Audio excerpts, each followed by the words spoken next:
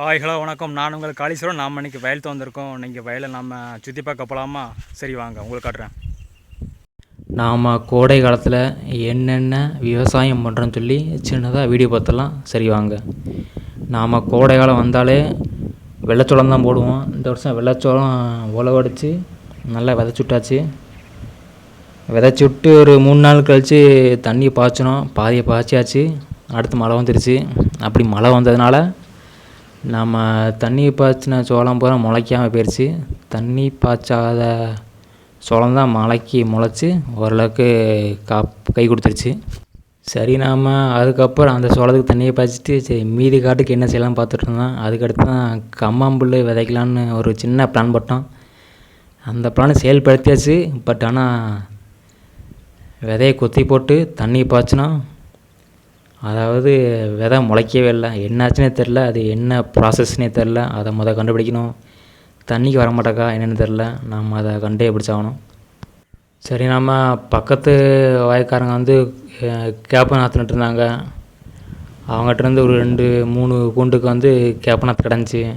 நாம் கரெக்டாக அந்த கேப்ப நாற்று 2 கூண்டுக்கு தான் இருந்துச்சு. அதை தான் நட்டுருந்தோம். அதுவும் இப்போ கேப்பையும் நட்டுருக்கோம்.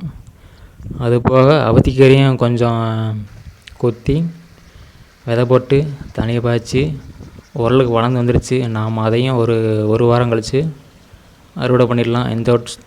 நம்ம இந்த வருஷமும் அவத்திக்கீரை எங்கள் நிலத்தில் விளைஞ்சால் பெரிய அவத்திலேருந்து விதை வந்துச்சு. அந்த விதையும் எடுத்து போட்டோம். அது புது விதை. கொஞ்சம் வரதுக்கு கொஞ்சம் லேட் ஆகுது. நம்ம இந்த வருஷம் அந்த விதையும் விதைச்சிருக்கோம். கொஞ்சம் லேட் ஆகுது. ஒரு 2 வாரத்தில் நீ அறுக்க ஸ்டார்ட் பண்ணிடலாம். நாம் அப்படியே தென்னை மரம் வச்சுருக்கோம். அந்த தென்னை மரத்துக்குள்ளேயும் கொஞ்சம் புல்லாக வளர்ந்து கிடந்துச்சு. அந்த புல் அப்புறம் ஒரு 2-3-4 நாளாக ஆயிடுச்சு வெட்டி போடுறதுக்கு. அதெல்லாம் வெட்டி போட்டு நம்ம அதுலேயும் அவத்தி விதையை போட்டு ஒரு தண்ணியை பாய்ச்சிருக்கு. அப்புறம் இந்த வருஷம் ஒரு 3 குண்டு சும்மா கடந்து வச்சு இப்போ அந்த விடத்தை நீங்கள் பார்த்துட்டீங்க. இருந்தாலும் கொஞ்சம் மனசு கஷ்டமாக தான் இருக்குது. பிஞ்சையை சும்மா போடுதோம்னு. இந்த வருஷமும் விவசாயம் கொஞ்சம் டல்லாக தான் போய்ட்டுருக்கு.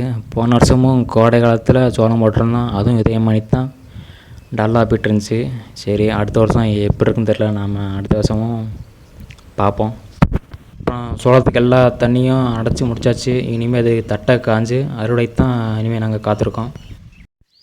அப்புறம் அந்த வீடியோ பிடிச்சா லைக் பண்ணுங்கள், ஷேர் பண்ணுங்கள், யூடியூப் சப்ஸ்கிரைப் பண்ணுங்கள், இன்ஸ்டா ஃபாலோ பண்ணுங்கள். நம்ம அடுத்த வீடியோவில் பார்ப்போம். பாய்.